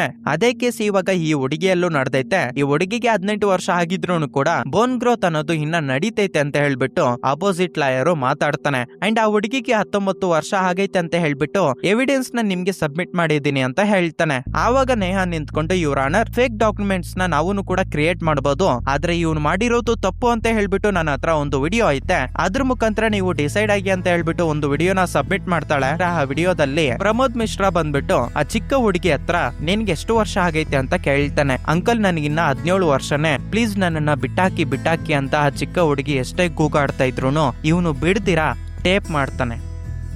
ಜಡ್ಜ್ ಆ ವಿಡಿಯೋನ ನೋಡಿದ್ದಾದ್ಮೇಲೆ ಪ್ರಮೋದ್ ಮಿಶ್ರಾ ಒಂದು ಮೈನರ್ ಹುಡುಗಿ ಜೊತೆ ಇಂಟಿಮೇಟ್ ಆಗಿದ್ದಾನೆ ಅಂತ ಹೇಳ್ಬಿಟ್ಟು ಅವನಿಗೆ 10 ವರ್ಷ ಜೈಲ್ ಶಿಕ್ಷೆಯನ್ನು ಕೂಡ ಹಾಕ್ತಾನೆ. ಆಕ್ಚುಲಿ ಹೇಳ್ಬೇಕಂದ್ರೆ ನೇಹಾ ಸಾರಿಕಾ ಜೊತೆ ಯಾವಾಗ ಫ್ರೆಂಡ್ಶಿಪ್ ನ ಬೆಳೆಸ್ಕೊಂಡ್ಲ ಆವಾಗಿಂದ ಪ್ರತಿಯೊಂದು ಕೇಸನ್ನು ಕೂಡ ವಿನ್ ಆಗ್ತಾನೆ ಬರ್ತಾಳೆ. ಪ್ರತಿ ಕೇಸ್ಗೂ ಹೋಗಿ ಒಂದತ್ರ ಪಾರ್ಟಿ ಮಾಡ್ಕೊಂತಿರ್ತಾಳೆ. ಹೀಗೆ ಒಂದು ದಿನ ಅವ್ರ ಅಪ್ಪ ಆಗಿರೋ ರಾಜ್ವಾಶ್ ಜೊತೆ ಮಾತಾಡೋದಕ್ಕೆ ಬಂದಾಗ, ಅಪ್ಪ ನಾನು ಕೂಡ ಇವಾಗ ಪ್ರತಿಯೊಂದು ಕೇಸನ್ನು ಕೂಡ ವಿನ್ ಆಗ್ತಾ ಇದ್ದೀನಿ, ಇನ್ನು 1 ಕೇಸ್ ಮಾತ್ರನೇ ಐತೆ, ಆ ಪೆಂಡಿಂಗ್ ಕೇಸ್ ಏನಾದ್ರೂ ನಾನು ವಿನ್ ಆಗ್ಬಿಟ್ಟಿದ್ದೀನಿ ಅಂದ್ರೆ ನಾನು ಕೂಡ ನಿನ್ ಫಾರ್ಮ್ ಅಲ್ಲಿ ಸೇರ್ಕೊಂತೀನಿ ಅಂತ ರಾಜ್ ಶರ್ವ ಹತ್ರ ಹೇಳ್ತಾಳೆ. ಅದಕ್ಕೆ ಅವ್ರಪ್ಪ ಇದ್ಕೊಂಡು, ನೋಡಮ್ಮ ಇಷ್ಟರವರೆಗೂ ಬಂದಿರೋ 9 ಕೇಸ್ಗಳು ನೀನು ಈಸಿಯಾಗಿ ವಿನ್ ಆಗೋಗ್ಬಿಟ್ಟಿದ್ಯಾ, ರಿಯಲ್ ಟ್ಯಾಲೆಂಟ್ ಅಲ್ಲೇ ವಿನ್ ಆಗಿದ್ಯೋ ಏನಾಗಿದ್ಯೋ ನನಗೆ ಗೊತ್ತಿಲ್ಲ, ಬಟ್ ಅಷ್ಟೊಂದು ಈಸಿ ಆಗಿರೋ ಕೇಸು ನೆಕ್ಸ್ಟ್ ಕೇಸ್ ಆಗಿರೋ ನಿನ್ನ 10ನೇ ಕೇಸು ಅದೇ ತರ ಇರುತ್ತೆ ಅಂತ ಎಕ್ಸ್ಪೆಕ್ಟ್ ಮಾಡೋದಕ್ಕೆ ಹೋಗ್ಬೇಡ, ಇನ್ನ ಸ್ಟ್ರಾಂಗ್ ಆಗಿರೋ ಒಂದು ಕೇಸ್ ಬರ್ಬೋದು ಅಂತ ಹೇಳ್ಬಿಟ್ಟು ಇವಾಗ ಅವನಿಗೊಂದು ಎಮರ್ಜೆನ್ಸಿ ಕೇಸ್ ಬಂದಿರೋದ್ರಿಂದ ಅದ್ರ ಬಗ್ಗೆ ಮಾತಾಡ್ಬೇಕು ಅಂತ ಅಲ್ಲಿಂದ ಹೊರಟೋಗ್ಬಿಡ್ತಾನೆ. ಮತ್ತೊಂದು ಕಡೆ ಸಾರಿಕಾ ಕೋರ್ಟ್ ಅಲ್ಲಿ ಸ್ಟೆನೋಗ್ರಾಫರ್ ಆಗಿ ವರ್ಕ್ ಮಾಡ್ಕೊಂಡು ಕೇಸ್ಗಳೇನಾದ್ರೂ ಬಂದ್ರೆ ನೇಹಾಗೆ ಹೆಲ್ಪ್ ಮಾಡ್ಕೊಂಡು, ಹಾಗೆ ಒಂದು ಬಿಲ್ಡಿಂಗ್ ಅಲ್ಲಿ ಒಬ್ಬ ಚಿಕ್ಕ ಹುಡುಗನಿಗೆ ಟ್ಯೂಷನ್ ಹೇಳ್ಕೊಟ್ಟು ಈ ತರ ಎಲ್ಲಾ ಕಡೆಯಿಂದ ಬಂದಿರೋ ಒಂದು ಅಮೌಂಟ್ ಇಂದ ಅವಳ ಮಗಳಿಗೆ ಬೇಕಾಗಿರೋ ಎಜುಕೇಶನ್ ನೋಡ್ಕೊಂತ ಇರ್ತಾಳೆ. ಹಾಗೆ ಹಸ್ಬೆಂಡ್ ಚೇರ್ ಗೆ ಸೀಮಿತ ಆಗೋಗ್ಬಿಟ್ಟಿರ್ತಾನಲ್ವಾ, ಅವನನ್ನು ಕೂಡ ತುಂಬಾ ಕೇರ್ಫುಲ್ ಆಗಿ ಟ್ರೀಟ್ ಮಾಡ್ತಿರ್ತಾಳೆ, ಕೇರಿಂಗ್ ಮಾಡ್ತಿರ್ತಾಳೆ. ಬಟ್ ಈ ತರ ನೋಡ್ಕೊಂತ ಇರೋ ಒಂದು ಈ ಹುಡುಗಿ ಮೂವಿ ಸ್ಟಾರ್ಟಿಂಗ್ ಅಲ್ಲಿ ಒಬ್ಬ ಪೊಲೀಸ್ ಆಫೀಸರ್ ಡ್ರಗ್ ಕೇಸ್ ಬಗ್ಗೆ ಕೋರ್ಟ್ ಗೆ ಬಂದಿರ್ತಾನೆ ನೋಡಿ, ಅವನ್ ಜೊತೆ ಒಂದು ನೈಟ್ ಇಂಟಿಮೇಟ್ ಆಗಿ ಮನೆಗೆ ಬರ್ತಾಳೆ. ನೆಕ್ಸ್ಟ್ ಡೇ ಮಾರ್ನಿಂಗ್ ಟಿವಿಯಲ್ಲಿ ಒಂದು ನ್ಯೂಸ್ ಹಲ್ಚರ್ ಆಗ್ತಾ ಇರುತ್ತೆ. ಇನಾಯ ಕಟಾರಿ ಅನ್ನೋ ಒಬ್ಬ ಫೇಮಸ್ ಇನ್ಫ್ಲೂಯೆನ್ಸರ್ ಹುಡುಗಿ ಆತ್ಮಹತ್ಯೆ ಮಾಡ್ಕೊಂಡು ಸತ್ತೋಗ್ಬಿಟ್ಟಿದ್ದಾಳೆ ಅಂತ. ಲಾಯರ್ ಹಲಹವತ್ತು ನೇಹನ ಕರೆದು, ನಿನಗೆ ಇನಾಯ ಕಟಾರಿ ಬಗ್ಗೆ ಗೊತ್ತಾ ಅಂತ ಕೇಳ್ತಾನೆ. ಹಾ ಸರ್ ನನಗೆ ಗೊತ್ತು, ನಾನು ಆ ಹುಡುಗಿನ ಇನ್ಸ್ಟಾಗ್ರಾಮ್ ಅಲ್ಲಿ ಫಾಲೋ ಮಾಡ್ತಿದ್ದೀನಿ, ಅವಳು ತುಂಬಾ ಫೇಮಸ್ ಆಗಿರೋ ಇನ್ಫ್ಲೂಯೆನ್ಸರ್, ಬಟ್ ನ್ಯೂಸ್ ಅಲ್ಲಿ ಆತ್ಮಹತ್ಯೆ ಮಾಡ್ಕೊಂಡಿದ್ದಾಳೆ ಅಂತ ಹೇಳ್ಬಿಟ್ಟು ಎಲ್ಲರೂ ಪ್ರಮೋಟ್ ಮಾಡ್ತಿದ್ದಾರೆ, ಬಟ್ ಇದ್ರ ಬಗ್ಗೆ ತಿಳ್ಕೋಬೇಕು ಅಂತ ಇಂಟ್ರೆಸ್ಟ್ ನನ್ಗೆ ಐತೆ ಅಂತ ಹೇಳಿದಾಗ ಆವಾಗ ಪಕ್ಕದಲ್ಲೇ ಇರೋ ಪೊಲೀಸ್ ಆಫೀಸರು, ಆಕ್ಚುಲಿ ಹೇಳ್ಬೇಕಂದ್ರೆ ಅದೊಂದು ಮರ್ಡರ್ ಮೇಡಮ್, ಅವಳು ಆತ್ಮಹತ್ಯೆ ಮಾಡ್ಕೊಂಡಿಲ್ಲ, ನಾರ್ಮಲ್ ಆಗಿ ಪ್ರತಿಯೊಂದು ಕೇಸಲ್ಲೂ ನೋಡ್ಕೊಂಡ್ರೆ ಆತ್ಮಹತ್ಯೆ ಮಾಡ್ಕೋಬೇಕು ಅಂದ್ರೆ ಅವರೊಂದು ಲೆಟರ್ ನ ಬರ್ದು ಸತ್ತೋಗ್ಬಿಡ್ತಾರೆ, ಪ್ಲಸ್ ಅವರ ಕತ್ ಮೇಲೆ ಮಾರ್ಕ್ಸ್ ಬಿದ್ದಿರ್ತಾವಲ್ಲ ಅವು ನಮ್ಗೆ ಗೊತ್ತಾಗುತ್ತೆ. ಬಟ್ ಈ ಕೇಸಲ್ಲಿ ನಮ್ಗೆ ಯಾವುದೇ ತರಹಂತಹ ಆತ್ಮಹತ್ಯೆ ಮಾಡ್ಕೊಂಡಿದ್ದಾಳೆ ಅನ್ನೋದಕ್ಕೆ ಎವಿಡೆನ್ಸ್ ಸಿಕ್ಕಿಲ್ಲ, ಮರ್ಡರ್ ಮಾಡಿದ್ದಾರೆ ಅನ್ನೋದಕ್ಕೆ ತುಂಬಾ ಎವಿಡೆನ್ಸ್ ಸಿಕ್ಕಿದಾವೆ. ಇನ್ನೊಂದು ಪಾಯಿಂಟ್ ಏನಪ್ಪಾ ಅಂದ್ರೆ ವಿಕ್ರಮ್ ಅನ್ನೋ ಒಬ್ಬ ವ್ಯಕ್ತಿಗೆ ಸಂಬಂಧಪಟ್ಟಿರೋ ಫಿಂಗರ್ ಪ್ರಿಂಟ್ಸ್ ಅಲ್ಲಿ ನಮ್ಗೆ ಸಿಕ್ಕಿದಾವೆ. ಮ್ಯಾಕ್ಸಿಮಮ್ ಟು ಮ್ಯಾಕ್ಸಿಮಮ್ ಅವನೇ ಈ ಹುಡುಗಿನ ಹತ್ಯೆ ಮಾಡಿದ್ದಾನೆ ಅಂತ ಹೇಳ್ತಾನೆ. ಈ ಕೇಸ್ ಬಗ್ಗೆ ಎಲ್ಲ ಕೇಳಿದಾದ್ಮೇಲೆ ನೇಹಾ ಈ ಕೇಸ್ ನಾನೇ ಎತ್ಕೊಂತೀನಿ ಅಂತ ಅಲಹಾಬಾದ್ ಲಾಯರ್ ಹತ್ರ ಕೇಳಿದಾಗ, ಆಕ್ಚುಲಿ ಹೇಳ್ಬೇಕಂದ್ರೆ ನಿನ್ಗೆ ಆಪೋಸಿಟ್ ಆಗಿ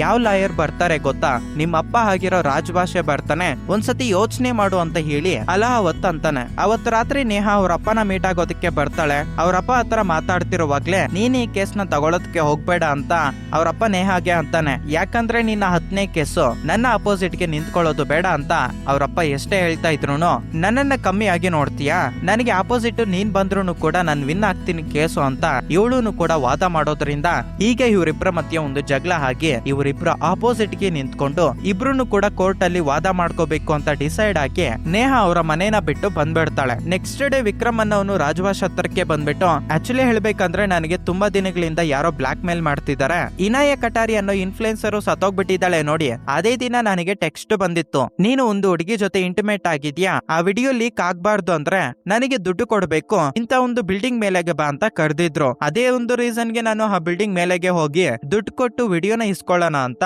ನಾನು ಅಲ್ಲಿಗೆ ಹೋಗಿದ್ದೆ. ನಾನು 45 ನಿಮಿಷ ಅಲ್ಲೇ ವೇಟ್ ಮಾಡಿದೆ, ಯಾರೂ ಕೂಡ ಅದನ್ನ ಕಲೆಕ್ಟ್ ಮಾಡ್ಕೊಳ್ಳೋದಕ್ಕೆ ಬರ್ಲೇ ಇಲ್ಲ. ಇದರಿಂದ ನಾನು ಮತ್ತೆ ರಿಟರ್ನ್ ಬಂದ್ಬಿಟ್ಟೆ. ನಿಜ ಹೇಳ್ತಾ ಇದ್ದೀನಿ, ನನಗೆ ಇನ್ನು ಬೇರೆ ಏನು ಗೊತ್ತಿಲ್ಲ, ಇನಾಯ ಕಟಾರಿ ಅನ್ನೋ ಒಂದು ಹುಡುಗಿನ ನಾನು ಸಾಯಿಸೇ ಇಲ್ಲ, ನನಗೇನು ಸಂಬಂಧ ಇಲ್ಲ, ಪ್ಲೀಸ್ ಇದರಿಂದ ನೀನೇ ನನ್ನನ್ನ ಆಚೆಗಡೆ ತಗೊಂಡ್ಬರ್ಬೇಕು ಅಂತ ಹೇಳಿ ಅವನು ರಾಜವಾಶ್ ಮುಂದೆ ಕಣ್ಣಲ್ಲಿ ನೀರಿಕ್ಕೊಂತಾನೆ. ಅಂಡ್ ಈ ಕೇಸ್ ಅನ್ನೋದು ಕೋರ್ಟ್ ಗೆ ಬರುತ್ತೆ. ಒಂದ್ ಕಡೆ ನೇಹಾ, ಒಂದ್ ಕಡೆ ರಾಜವಾಶ್ ತಂದೆ ಮಗಳು ಇಬ್ರು ವಾದಕ್ಕೆ ನಿಂತ್ಕೊಂತಾರೆ. ಆವಾಗ ನೇಹಾ, ಯುವರ್ ಆನರ್ ಇನಾಯ ಕಟಾರಿ ಅನ್ನೋ ಒಂದು ಹುಡುಗಿನ ಖಂಡಿತ ಸಾಯಿಸಿರೋದು ಈ ವಿಕ್ರಮ್. ಅದಕ್ಕೆ 2 ಎವಿಡೆನ್ಸ್ ಪೊಲೀಸ್ ಅವರಿಗೆ ಸಿಕ್ಕೈತೆ. ಫಸ್ಟ್ ಒನ್ ಏನಪ್ಪಾ ಅಂದ್ರೆ ವಿಕ್ರಮ್ಗೆ ಸಂಬಂಧಪಟ್ಟಿರೋ ಫಿಂಗರ್ ಪ್ರಿಂಟ್ಸ್ ಆ ಮನೆಯಲ್ಲಿ ಸಿಕ್ಕಿದಾವೆ. ಅದರ ಜೊತೆಗೆ ಆ ಬಿಲ್ಡಿಂಗ್ ಒಳಗಡೆಗೆ ಇನಾಯ ಕಟಾರಿ ಸತ್ತೋಗಿರೋ ಒಂದು ಟೈಮ್ ಅಲ್ಲಿ ಈ ವಿಕ್ರಮ್ ಅನ್ನೋನು ಅಲ್ಲೇ ಇದ್ದಾನೆ ಅಂತ ಹೇಳ್ಬಿಟ್ಟು ನಮ್ಗೆ ಪ್ರೂಫ್ ಅನ್ನು ಕೂಡ ಐತೆ. ಸಿಸಿ ಕ್ಯಾಮೆರಾ ಮುಖಾಂತರ ಆ ಫುಟೇಜ್ ಅನ್ನು ಕೂಡ ಕಲೆಕ್ಟ್ ಮಾಡಿ ನಿಮ್ಗೆ ಕೊಟ್ಟಿದೀವಿ. ಖಂಡಿತ ಆ ಹುಡುಗಿನ ಹತ್ಯೆ ಮಾಡಿರೋದು ವಿಕ್ರಮೇ ಅಂತ ಹೇಳ್ಬಿಟ್ಟು ನೇಹಾ ವಾದ ಮಾಡ್ತಾಳೆ. ಆವಾಗ ಆಪೋಸಿಟ್ ಲಾಯರ್ ಆಗಿರೋ ಇವರ ತಂದೆ ರಾಜ್ವಾಶ್ ನಿಂತ್ಕೊಂಡು, ಇವ್ರ ಅಣ್ಣರ್ ನನ್ನ ಕ್ಲೈಂಟ್ಗೂ ಆ ಹತ್ಯೆಗೂ ಏನು ಸಂಬಂಧ ಇಲ್ಲ.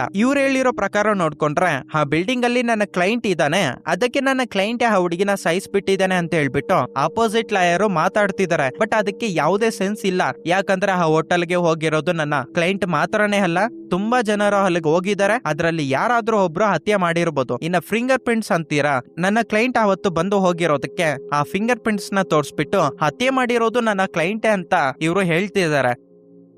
ಬಟ್ ಇಲ್ಲಿ ಒರಿಜಿನಾಲಿಟಿ ಏನ್ ಗೊತ್ತಾ, ನನ್ನ ಕ್ಲೈಂಟ್ಗೆ ಯಾರೋ ಒಬ್ರು ಫೋನ್ ಮುಖಾಂತರ ಬ್ಲಾಕ್ ಮೇಲ್ ಮಾಡ್ತಿದ್ದಾರೆ. ಅದಕ್ಕೆ ಅವನು ದುಡ್ಡು ಕೊಡೋದಕ್ಕೆ ಅಂತ ಹೇಳ್ಬಿಟ್ಟು ಅವತ್ತು ಬಿಲ್ಡಿಂಗ್ ಒಳಗಡೆಗೆ ಹೋಗಿದ್ದ. 45 ನಿಮಿಷ ವೈಟ್ ಮಾಡಿದ್ದಾನೆ, ಅವ್ರು ಬಂದಿಲ್ಲ ಅಂತ ಹೇಳ್ಬಿಟ್ಟು ಇವನು ರಿಟರ್ನ್ ಬಂದ್ಬಿಟ್ಟಿದ್ದಾನೆ ಅಷ್ಟೇ. ನನ್ ಕ್ಲೈಂಟ್ಗೂ ಇದಕ್ಕೂ ಏನು ಸಂಬಂಧ ಇಲ್ಲ ಅಂತ ರಾಜುವಾಶು ವಾದ ಮಾಡ್ತಾನೆ. ಅಂಡ್ ಜಡ್ಜಿ ಇದನ್ನೆಲ್ಲ ಕೇಳಿದ್ದಾದ್ಮೇಲೆ ಈ ಕೇಸ್ ನ ಇನ್ನೊಂದು ಡೇಟ್ಗೆ ಪೋಸ್ಟ್ಪೋನ್ ಮಾಡ್ತಾನೆ. ಕೋರ್ಟ್ ಆದ್ಮೇಲೆನೂ ಕೂಡ ನೇಹಾ ವಿಕ್ರಮ್ ಈ ಹತ್ಯೆ ಮಾಡಿದ್ದಾನೆ ಅನ್ನೋದಕ್ಕೆ ಎವಿಡೆನ್ಸ್ ಕಲೆಕ್ಟ್ ಮಾಡ್ಬೇಕು ಅಂತ ಎಲ್ಲ ಕಡೆನೂ ಹುಡ್ಕಾಡ್ತಿರ್ತಾಳೆ. ಮತ್ತೊಂದ್ ಕಡೆ ರಾಜವಾಶು ಕೂಡ ವಿಕ್ರಮ್ಗೂ ಈ ಹತ್ಯೆಗೂ ಏನು ಸಂಬಂಧ ಇಲ್ಲ ಅಂತ ಹೇಳ್ಬಿಟ್ಟು ಅದನ್ನ ಪ್ರೂವ್ ಮಾಡೋದಕ್ಕೆ ನಾನಾ ರೀತಿ ಕಷ್ಟ ಪಡ್ತಿರ್ತಾನೆ. ಒಂದು ದಿನ ನೇಹಾ ಇನಾಯ ಕಟಾರಿಗೆ ಸಂಬಂಧಪಟ್ಟಿರೋ ಬ್ಯಾಂಕ್ ಸ್ಟೇಟ್ಮೆಂಟ್ ನ ಚೆಕ್ ಮಾಡ್ತಿರುವಾಗ ಆ ಹುಡುಗಿ ಅಕೌಂಟ್ ಅಲ್ಲಿ ಜಸ್ಟ್ 4 lakhs ಮಾತ್ರನೇ ಟ್ರಾನ್ಸಾಕ್ಷನ್ ನಡೆದಿರುತ್ತೆ.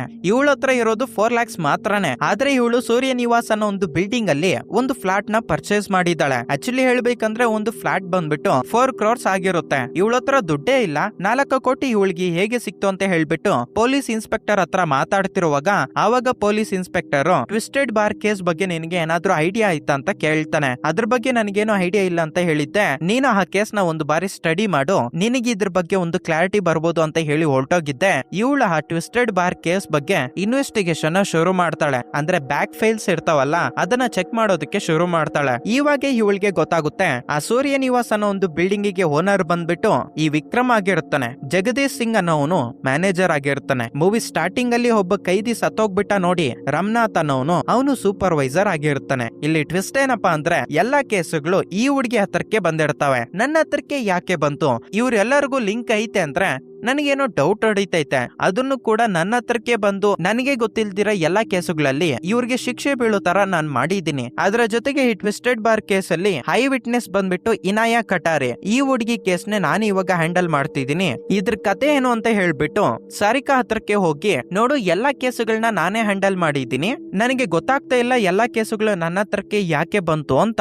ಅದಕ್ಕೆ ಸಾರಿಕಾ ಇದ್ಕೊಂಡು, ನೀನ್ ಇದ್ರ ಬಗ್ಗೆ ಥಿಂಕ್ ಮಾಡೋದಕ್ಕೆ ಹೋಗ್ಬೇಡ, ಕೋಇನ್ಸಿಡೆನ್ಸ್ ಆಗಿ ಎಲ್ಲಾ ಕೇಸುಗಳು ನಿನ್ನ ಹತ್ರಕ್ಕೆ ಬಂದಿರ್ಬೋದು, ನೀನ್ ಅಷ್ಟೊಂದು ತಲೆ ಕೆಡ್ಸ್ಕೊಂಡಿರ, ನಿನ್ನ ಕೇಸ್ ಬಗ್ಗೆ ಮಾತ್ರ ಥಿಂಕ್ ಮಾಡು, ಅದ್ರಲ್ಲಿ ವಿನ್ ಆದ್ರೆ ನೀನು 10 ಕೇಸುಗಳು ನೀನು ವಿನ್ ಆದಂಗೆ ಅಂತ ಹೇಳ್ಬಿಟ್ಟು ಸಾರಿಕಾ ಅಂತಾಳೆ. ನೇಹಾ ಸಾರಿಕಾ ಹತ್ರ ಹೇಳ್ತೀರಾ ಈ ಟ್ವಿಸ್ಟೆಡ್ ಬಾರ್ ಕೇಸ್ ನ ಹ್ಯಾಂಡಲ್ ಮಾಡಿರೋ ಸ್ಯಾಮ್ ನ ಮೀಟ್ ಆಗೋದಕ್ಕೆ ಹೋಗ್ತಾಳೆ. ಆವಾಗ ಸ್ಯಾಮ್ ಇದ್ಕೊಂಡು, ನಿಜ ಹೇಳ್ಬೇಕಂದ್ರೆ ಈ ಕೇಸಲ್ಲಿ ಬಲಿ ಆದವನು ರಾಮನಾಥ್ ಅನ್ನೋನು, ಅವನು ಈ ಕೇಸಲ್ಲಿ ತಪ್ಪೇ ಮಾಡಿಲ್ಲ, ಆದ್ರೆ ಜೈಲ್ ಶಿಕ್ಷೆ ಬಿತ್ತು. ಅವನ ಆತ್ಮಹತ್ಯೆ ಮಾಡ್ಕೊಂಡು ಸತ್ತೋಗ್ಬಿಟ್ಟ. ಇದಕ್ಕೆ ರೀಸನ್ ಏನಪ್ಪಾ ಅಂದ್ರೆ ನನಗೆ ಅಪೋಸಿಟ್ ಆಗಿ ಮಾತಾಡಿದ್ದು ನಿಮ್ಮಪ್ಪ ಆಗಿರೋ ರಾಜವಾಶು. ಅವ್ರ ಹತ್ರ ದುಡ್ಡಿತ್ತು, ಅವ್ರಿಗೆ ಲಾ ಅಲ್ಲಿರೋ ಒಂದು ಲೂಪ್ ಹೋಲ್ಸ್ ಚೆನ್ನಾಗಿ ಗೊತ್ತು. ಇದರಿಂದ ಆ ಕೇಸ್ ನ ವಿನ್ ಆದ್ರು. ಇನ್ನೊಂದು ವಿಷಯ ಏನಪ್ಪಾ ಅಂದ್ರೆ ಆ ಟ್ವಿಸ್ಟೆಡ್ ಬಾರ್ ಅಲ್ಲಿ ಸತ್ತೋಗಿರೋ ರಾಮನಾಥ್ ಮೈದಾನು ಕೂಡ ವರ್ಕ್ ಮಾಡ್ತಿದ್ದ ಅಂತ ಹೇಳಿದ್ದೆ. ನೆಕ್ಸ್ಟ್ ಸೀನು ನೇಹಾ ಸಾರಿಕಾ ಹತ್ರ ಮಾತಾಡ್ತಿರೋ ಹಾಗೆ ನೋಡಿಸ್ತಾರೆ. ಅಂಡ್ ಇಲ್ಲೇ ನೇಹಾ ಇದ್ಕೊಂಡು, ಇನಾಯ ಕಟಾರಿನ ಹತ್ಯೆ ಮಾಡಿರೋದು ವಿಕ್ರಮ್ ಅಲ್ಲ ಅಂತ ನನಗೆ ಗೊತ್ತಾಯ್ತು, ಅದಕ್ಕೆ ನನ್ನ ಹತ್ರ ಪ್ರೂಫನು ಕೂಡ ಐತೆ ಅಂತ ಹೇಳಿದ್ದೆ. ಆ ಮಾತನ್ನ ಕೇಳಿ ಸಾರಿಕಾ ಎಕ್ಸ್ಪ್ರೆಷನ್ ಚೇಂಜ್ ಆಗೋಗ್ಬಿಡುತ್ತೆ. ತುಂಬಾ ಇಂಟ್ರೆಸ್ಟಿಂಗ್ ಆಗಿರೋ ಹಾಗೆ, ಇನ್ಯಾರೋ ಹತ್ಯೆ ಮಾಡಿರೋದು ಅಂತ ಕೇಳ್ತಾಳೆ. ನೀನೇ ಹತ್ಯೆ ಮಾಡಿರೋದು ಅಂತ ನನಗೆ ಗೊತ್ತಾಯ್ತು ಅಂತ ಹೇಳ್ತಾಳೆ. ಏನು ನಾನ್ ಹತ್ಯೆ ಮಾಡಿದ್ದೀನ, ನಿನಗೇನಾದ್ರೂ ಹುಚ್ಚಿಡ್ದೈತಾ, ನೀನು ಕರೆಕ್ಟ್ ಆಗಿ ಇನ್ವೆಸ್ಟಿಗೇಷನ್ ಮಾಡು ಅಂತ ಹೇಳ್ಬಿಟ್ಟು ಆ ಟಾಪಿಕ್ ನ ಸ್ಕಿಪ್ ಮಾಡೋದಕ್ಕೆ ನೋಡ್ತಾಳೆ. ಆವಾಗ ನೇಹಾ ಇದ್ಕೊಂಡು, ಇಲ್ಲ ನೀನೇ ಹತ್ಯೆ ಮಾಡಿರೋದು. ಆಕ್ಚುಲಿ ಹೇಳ್ಬೇಕಂದ್ರೆ ಟ್ವಿಸ್ಟೆಡ್ ಬಾರ್ ಕೇಸ್ ನ ಹ್ಯಾಂಡಲ್ ಮಾಡಿರೋ ಸ್ಯಾಮ್ ಲಾಯರ್ ನ ನಾನು ಮೀಟ್ ಆದೆ, ನನಗೆ ಎಲ್ಲಾ ವಿಷಯನೂ ಗೊತ್ತಾಯ್ತು. ಅದರ ಜೊತೆಗೆ ಇನ್ಸ್ಪೆಕ್ಟರ್ ರಾತಿನೂ ಕೂಡ ನಾನು ಮೀಟ್ ಆದೆ. ನಾನು ಅವನನ್ನ ಮೀಟ್ ಆದಾಗ ಅವನೊಂದು ವಿಷಯ ಹೇಳ್ದ ಅಂತ ಹೇಳ್ಬಿಟ್ಟು ಒಂದು ಫ್ಲಾಶ್ ಬ್ಯಾಕ್ ಓಪನ್ ಆಗುತ್ತೆ. ಆಕ್ಚುಲಿ ಹೇಳ್ಬೇಕಂದ್ರೆ ಸಾರಿಕಾ ಅವನ್ ಜೊತೆ ಇಂಟಿಮೇಟ್ ಆಗಿರ್ತಾಳೆ ಅಲ್ವಾ, ಅವನನ್ನ ಯೂಸ್ ಮಾಡ್ಕೊಂಡೆ ಮೂವಿ ಸ್ಟಾರ್ಟಿಂಗ್ ಅಲ್ಲಿ ಜಗದೀಶ್ ಸಿಂಗ್ ಗೆ ಸಂಬಂಧಪಟ್ಟಿರೋ ಹೋಟೆಲ್ ಅಲ್ಲಿ ಡ್ರಗ್ಸ್ ಸಿಕ್ಕೈತೆ ಅಂತ ಹೇಳ್ಬಿಟ್ಟು 10 years ಶಿಕ್ಷೆ ಬಿದ್ದಿರುತ್ತೆ ನೋಡಿ. ಆ ಹೋಟೆಲ್ ಅಲ್ಲಿ ಡ್ರಗ್ಸ್ ಇಟ್ಟಿದ್ದೆ ಈ ಪೊಲೀಸ್ ಇನ್ಸ್ಪೆಕ್ಟರ್. ಯಾಕಂದ್ರೆ ಸಾರಿಕಾ ಅವನ ಜೊತೆ ಇಂಟಿಮೇಟ್ ಆಗಿ ಅವನನ್ನ ಯೂಸ್ ಮಾಡ್ಕೊಂಡಿದ್ದಾಳೆ, ಇವಾಗ ನನ್ನನ್ನು ಬಿಟ್ಟು ಹೊರಟೋಗ್ಬಿಟ್ಟಿದ್ದಾಳೆ ಅಂತ ಹೇಳ್ಬಿಟ್ಟು ಪೊಲೀಸ್ ಆಫೀಸರ್ ಎಲ್ಲಾ ಲೀಕ್ ಮಾಡಾಕ್ತಾನೆ. ಅಂಡ್ ಅದರ ಜೊತೆಗೆ ನೇಹ ಪ್ರಮೋದ್ ಮಿಶ್ರಾ ಅನ್ನೋ ಒಂದು ಕೇಸ್ ನ ಹ್ಯಾಂಡಲ್ ಮಾಡ್ತಿದ್ಲಲ್ವಾ, ಅದೇ ಆ ಚಿಕ್ಕ ಹುಡುಗಿ ಮೈನರ್ ಅನ್ನೋ ಒಂದು ಕೇಸು. ಅದ್ರ ಬಗ್ಗೆನು ಕೋರ್ಟ್ ಅಲ್ಲಿ ಈ ನೇಹ ಒಂದು ವಿಡಿಯೋನ ಸಬ್ಮಿಟ್ ಮಾಡಿರ್ತಾಳೆ ನೋಡಿ. ಆ ವಿಡಿಯೋ ಬಂದ್ಬಿಟ್ಟು ಒಬ್ನು ಸೆಂಡ್ ಮಾಡಿ ಇರ್ತಾನೆ, ಅವನೊಬ್ಬ ಜರ್ನಲಿಸ್ಟ್. ಅವನ ಹತ್ರಕ್ಕೆ ಹೋಗಿ ಇನ್ಫಾರ್ಮೇಶನ್ ಕೇಳಿದಾಗ ಆವಾಗ ನೇಹಾಗೆ ಗೊತ್ತಾಗಿರುತ್ತೆ ಅವನಿಗೆ ಆ ವಿಡಿಯೋನ ಕೊಟ್ಟಿರೋದು ಬೇರೆ ಯಾರೂನು ಅಲ್ಲ, ಈ ಸಾರಿಕನೇ ಹೋಗಿ ವಿಡಿಯೋ ಪ್ರೂಫ್ ನ ಕೊಟ್ಟು ಆ ಪ್ರೂಫ್ ಬಂದ್ಬಿಟ್ಟು ನೇಹಾಗೆ ಹೋಗೋ ತರ ಮಾಡಿರ್ತಾಳೆ ಅಂತ. ಇದನ್ನೆಲ್ಲ ನೀನು ಪ್ಲಾನ್ ಪ್ರಕಾರನೇ ಮಾಡಿದ್ಯಾ? ಇನಾಯಕ್ ಕಟಾರಿನ ಹತ್ಯೆ ಮಾಡಿರೋದು ನೀನೇ, ಅದಕ್ಕೆ ರೀಸನ್ ಏನು ಅಂತ ಕೇಳಿದಾಗ ಇವಾಗ ಫ್ಲಾಶ್ ಬ್ಯಾಕ್ ಓಪನ್ ಆಗುತ್ತೆ. ಸ್ಟಾರ್ಟಿಂಗ್ ಅಲ್ಲಿ ರಾಮನಾಥನ್ ಅವನು ಸತ್ತೋಗ್ಬಿಟ್ಟಿರ್ತಾನಲ್ವಾ, ಅವನು ಈ ಟ್ವಿಸ್ಟೆಡ್ ಬಾರ್ ಅಲ್ಲಿ ಸೂಪರ್ವೈಸರ್ ಆಗಿ ವರ್ಕ್ ಮಾಡ್ತಾ ಇರ್ತಾನೆ. ಆ ಟೈಮ್ ಅಲ್ಲಿ ಜಗದೀಶ್ ಸಿಂಗ್ ಅನ್ನೋನು ಮ್ಯಾನೇಜರ್ ಆಗಿರೋದ್ರಿಂದ, ಆ ಟೈಮ್ ಅಲ್ಲಿ ತುಂಬಾ ಜನರು ಬಾರ್ಗೆ ಬರ್ತಿರೋದ್ರಿಂದ ಜಗದೀಶ್ ಸಿಂಗ್ ಸೂಪರ್ವೈಸರ್ ಆಗಿರೋ ರಾಮನಾಥ್ ಹತ್ರಕ್ಕೆ ಹೋಗ್ಬಿಟ್ಟು ಇವತ್ತು ತುಂಬಾ ಜನರು ಇಲ್ಲಿಗೆ ಬರ್ತಿದ್ದಾರೆ, ಬಾರ್ ಫುಲ್ ಆಗೋಗ್ಬಿಟ್ಟಿರೋದ್ರಿಂದ ಎಕ್ಸಿಟ್ ಡೋರ್ ಹತ್ರ ಒಂದು ಟೇಬಲ್ ಸಾಕು, ಆ ಟೇಬಲ್ ಮೇಲೇನು ಕುತ್ಕೊಂಡ್ರೆ ಇನ್ನ ತುಂಬಾ ಜನರಿಗೆ ಸ್ಪೇಸ್ ಆಗುತ್ತೆ ಅಂತ ಹೇಳ್ಬಿಟ್ಟು ಜಗದೀಶ್ ಸಿಂಗ್ ಅಂತಾನೆ. ಅದಕ್ಕೆ ಸೂಪರ್ವೈಸರ್ ಆಗಿರೋ ರಾಮನಾಥ್, ಸರ್ ಹಾಗೆ ಮಾಡೋದು ಬೇಡ ಸರ್, ಬೈ ಮಿಸ್ ಆಗಿ ಬಾರಲ್ಲಿ ಏನಾದ್ರೂ ಫೈರ್ ಕ್ರಿಯೇಟ್ ಆದ್ರೆ ಈ ಎಕ್ಸಿಟ್ ಡೋರ್ ಆದ್ರೂ ಓಪನ್ ಅಲ್ಲಿ ಇರಬೇಕು, ಇಲ್ಲ ಅಂದ್ರೆ ತುಂಬಾ ಜನರಿಗೆ ಹಾನಿ ಆಗುತ್ತೆ ಅಂತ ಹೇಳ್ಬಿಟ್ಟು ರಾಮನಾಥ್ ಅಂತಾನೆ.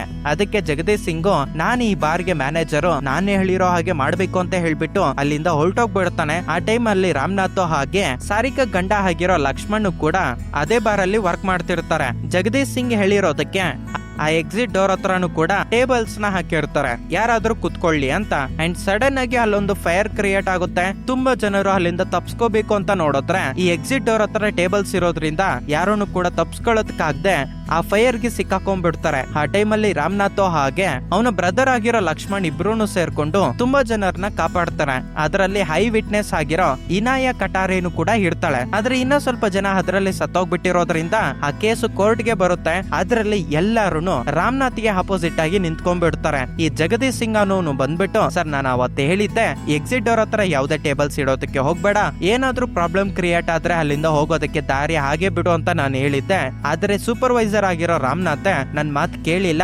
ಟೇಬಲ್ಸ್ ಅಲ್ಲೇ ಇಟ್ಟಿದ್ದಾನೆ ಅಂತ ಹೇಳ್ಬಿಟ್ಟು ಆಪೋಸಿಟ್ ಆಗಿ ಮಾತಾಡ್ತಾನೆ. ಅದರ ಜೊತೆಗೆ ಹೈ ವಿಟ್ನೆಸ್ ಆಗಿರೋ ಇನಾಯಕ್ ಕಟಾರಿನ ಬೆಂಕಿಯಲ್ಲಿ ಬಿದ್ದೋಗ್ದಿರಾ ಕಾಪಾಡಿದ್ದೆ ನಮ್ಮ ರಾಮನಾಥ್. ಆದ್ರೆ ಅವಳು ಕೂಡ ಇವನ್ಗೆ ಆಪೋಸಿಟ್ ಆಗಿ, ಸರ್ ಹೌದು ಸರ್, ಜಗದೀಶ್ ಸಿಂಗ್ ಬಂದ್ಬಿಟ್ಟು ಎಕ್ಸಿಟ್ ಡೋರ್ ಹತ್ರ ಟೇಬಲ್ಸ್ ಇಡಬೇಡ ಅಂತ ಹೇಳ್ತಾ ಇದ್ರು, ಆದ್ರೆ ಸೂಪರ್ವೈಸರ್ ಆಗಿರೋ ರಾಮನಾಥ್ ಮ್ಯಾನೇಜರ್ ಮಾತು ಕೇಳಿಲ್ಲ ಅಂತ ಹೇಳ್ಬಿಟ್ಟು ಇವಳು ಕೂಡ ಆಪೋಸಿಟ್ ಆಗಿ ಮಾತಾಡೋದ್ರಿಂದ ರಾಮನಾಥ್ಗೆ ಶಿಕ್ಷೆ ಬೀಳುತ್ತೆ. ಅಂಡ್ ಅವನು ಜೈಲಲ್ಲಿ ತಪ್ಪು ಮಾಡಿಲ್ಲ ಅಂತ ಹೇಳ್ಬಿಟ್ಟು ಆತ್ಮಹತ್ಯೆ ಮಾಡ್ಕೊಂತಾನೆ. ಅಂಡ್ ಸೀನ್ ಇವಾಗ ಪ್ರೆಸೆಂಟ್ ಅಲ್ಲಿ ಓಪನ್ ಆಗುತ್ತೆ.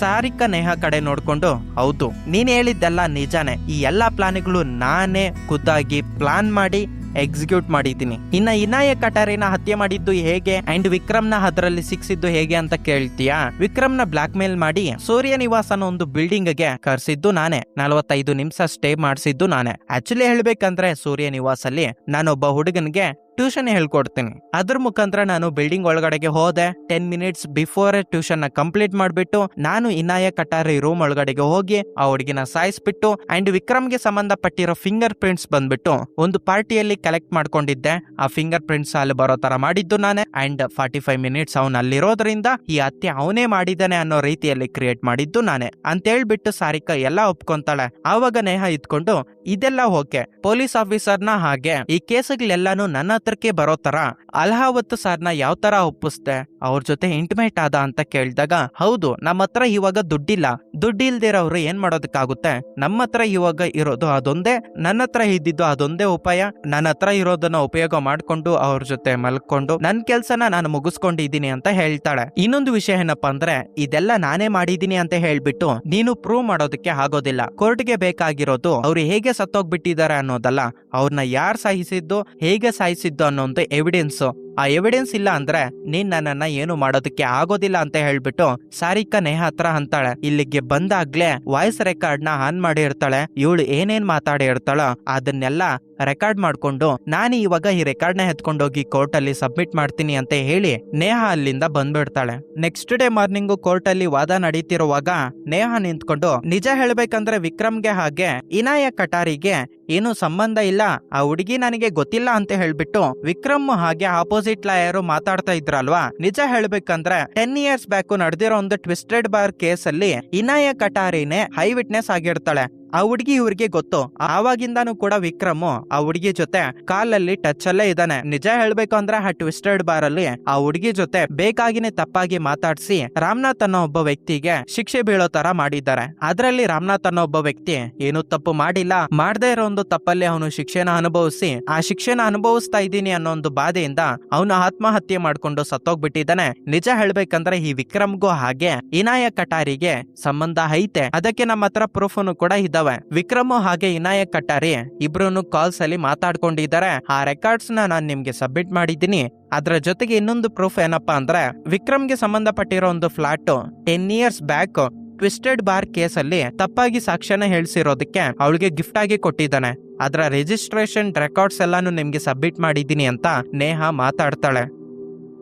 ಎವಿಡೆನ್ಸ್ನೆಲ್ಲ ಕರೆಕ್ಟ್ ಆಗಿ ಚೆಕ್ ಮಾಡಿದ್ದೆಲ್ಲ ಆದ್ಮೇಲೆ ಜಡ್ಜ್ ಲೈಫ್ ಟೈಮ್ ಜೈಲ್ ಶಿಕ್ಷೆ ಹಾಕ್ತಾನೆ. ಅದ್ರ ಜೊತೆಗೆ 10 ಇಯರ್ಸ್ ಬ್ಯಾಕ್ ನಡೆದಿರೋ ಒಂದು ಟ್ವಿಸ್ಟೆಡ್ ಬಾರ್ ಕೇಸ್ ಅಲ್ಲಿ ಎಲ್ಲ ತಪ್ಪಾಗಿ ನಡೆದೈತೆ. ಪೊಲೀಸರು ಆ ಕೇಸ್ ನ ರೀಇನ್ವೆಸ್ಟಿಗೇಷನ್ ಮಾಡಿ ಅದರಲ್ಲಿ ಮೋಸ ಹೋಗಿರೋರಿಗೆ ನ್ಯಾಯ ಸಿಗ್ಬೇಕು ಅಂತ ಹೇಳಿ ಜಡ್ಜ್ ಇನ್ನೊಂದು ಸ್ಟೇಟ್ಮೆಂಟ್ ನ ಕೊಡ್ತಾನೆ. ಇದೆಲ್ಲ ಆದ್ಮೇಲೆ ಸಾರಿಕಾ ನೇಹಾ ಹತ್ರಕ್ಕೆ ಬಂದ್ಬಿಟ್ಟು ಥ್ಯಾಂಕ್ಸ್ ಅಂತ ಹೇಳ್ತಾಳೆ. ಅದೇ ಒಂದು ಟೈಮ್ ಅಲ್ಲಿ ನೇಹಾ ಅವ್ರ ಅಪ್ಪ ಬಂದ್ಬಿಟ್ಟು ನೀನು ಸಕ್ಸಸ್ಫುಲಿ ಆಗಿ 10ನೇ ಕೇಸನ್ನು ಕೂಡ ನನಗೆ ಅಪೋಸಿಟ್ ಆಗಿ ನಿಂತ್ಕೊಂಡು ವಿನ್ ಆಗಿದ್ಯಾ, ಅದಕ್ಕೆ ನನ್ನ ಅಪ್ರಿಷಿಯೇಷನ್ ಯಾವಾಗ್ಲೂ ನಿನಗೆ ಇರುತ್ತೆ. ಇವಾಗ ನೀನು ನನ್ನ ಗ್ರೂಪ್ ಅಲ್ಲಿ ಸೇರ್ಕೊಬಹುದು, ನನ್ನ ಫಾರ್ಮ್ ಅಲ್ಲೇ ನೀನು ವರ್ಕ್ ಮಾಡಬಹುದು ಅಂತ ಹೇಳಿದಾಗ ಅದಕ್ಕೆ ನೇಹಾ ಇದ್ಕೊಂಡು ಇಲ್ಲ ಅಪ್ಪ, ನನಗೆ ದುಡ್ಡು ಬೇಕಾಗಿಲ್ಲ, ಮೋಸ ಹೋಗಿರೋರಿಗೆ ನ್ಯಾಯ ಸಿಕ್ಕಿದ್ರೆ ಸಾಕು, ನಾನು ನಿನ್ನ ರೀತಿಯಲ್ಲಿ ದುಡ್ಡಿಂದೇ ಹೋಗೋದಕ್ಕೆ ಹೋಗೋದಿಲ್ಲ, ನ್ಯಾಯದ ಕಡೆ ಹೋಗ್ತೀನಿ ಅಂತ ಹೇಳಿ ಯಾರೋ ಇನ್ನೊಂದು ಹುಡುಗಿ ಮೋಸ ಹೋಗಿದ್ದಾಳೆ ಅಂತ ಗೊತ್ತಾಗಿ ನೇಹಾ ಕೇಸ್ ನ ಹ್ಯಾಂಡಲ್ ಮಾಡ್ತಿರೋ ಹಾಗೆ ತೋರಿಸಿ ಮೂವಿನ ಇಲ್ಲಿಗೆ ಎಂಡ್ ಮಾಡ್ತಾರೆ. ಈ ಮೂವಿ ನಿಮ್ಗೆ ಇಷ್ಟ ಆಯ್ತು ಅಂತ ಅನ್ಕೊಂತ ಇದ್ದೀನಿ. ನಿಜ ಹೇಳ್ಬೇಕಂದ್ರೆ ಒಂದು ಕೇಸ್ಗೆ ಸಂಬಂಧಪಟ್ಟಿರೋ ಮೂವಿ ಎಕ್ಸ್ಪ್ಲೈನ್ ಮಾಡಿದ್ದು